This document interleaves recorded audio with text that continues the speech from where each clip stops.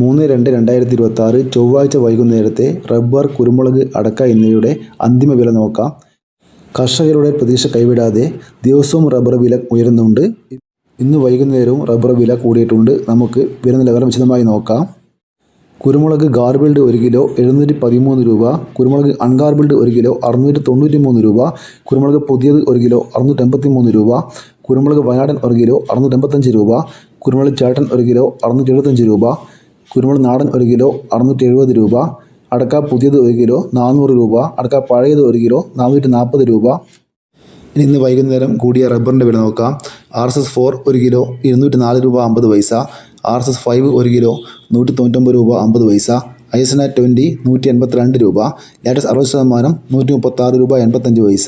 ഇന്ന് വൈകുന്നേരം റബ്ബർ വിലയിൽ RSS-4നും RSS-5നും 50 പൈസ കൂടിയിട്ടുണ്ട്. ISNA20ക്ക് 1 രൂപയും ലാറ്റക്സ് 60%ൻ്റെ വിലയിൽ മാറ്റമില്ല. ഇതാണ് റബ്ബറിൻ്റെ വില.